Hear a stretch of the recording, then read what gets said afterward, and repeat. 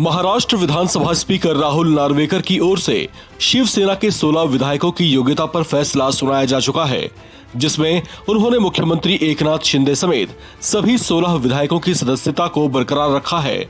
इस तरह से एकनाथ शिंदे के सीएम पद के साथ साथ अन्य 15 विधायकों की विधायकी भी सुरक्षित बच गई है। सबसे बड़ी बात यह कि इससे ये भी स्पष्ट हो गया है कि एकनाथ शिंदे गुट ही असली शिवसेना है, जबकि उद्धव ठाकरे गुट को इस फैसले से मायूस होना पड़ा है। अब इसके बाद एनसीपी प्रमुख शरद पवार की धड़कनें भी तेज हो गई हैं।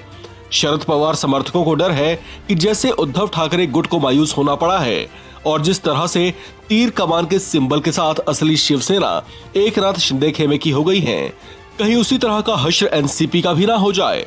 शरद पवार की पार्टी एनसीपी ने अजीत पवार वाले गुट एनसीपी विधायकों की अयोग्यता को लेकर स्पीकर राहुल नार्वेकर को याचिकाएं दी हैं।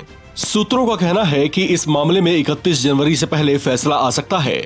चर्चा है कि सचिवालय की ओर से इस मामले में कार्यवाही तेज हो गई है। कुछ मीडिया रिपोर्ट्स के मुताबिक एनसीपी के शरद पवार गुट और अजीत पवार गुट को लेकर विधानसभा सचिवालय के रिकॉर्ड के मुताबिक 6 जनवरी से ही कार्रवाई शुरू हो चुकी है।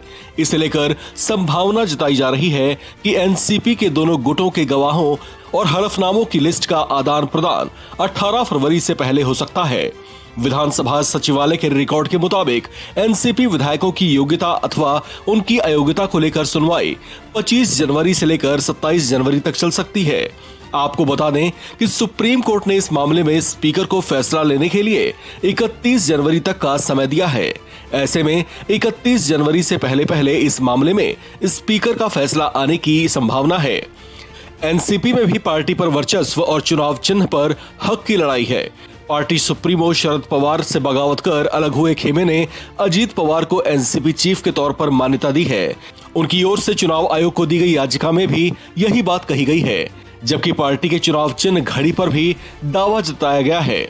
चुनाव आयोग पहले ही इस मामले में दोनों पक्षों की सुनवाई के बाद अपना फैसला सुरक्षित रख चुका है। अजीत पवार गुट ने इस संबंध में बताया है कि उनकी पार्टी का मामला शिवसेना वाले मामले से अलग है।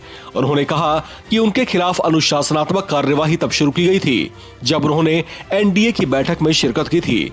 वहीं शिंदे गुट पर व्हिप के उल्लंघन करने का भी आरोप लगाया गया था।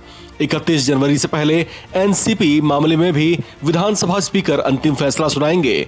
ऐसे में एनसीपी के दोनों गुटों की धड़कनें तेज बताई जा रही है। इस खबर में फिलहाल इतना ही। बाकी अपडेट्स के लिए आप बने रहिए वन इंडिया हिंदी के साथ।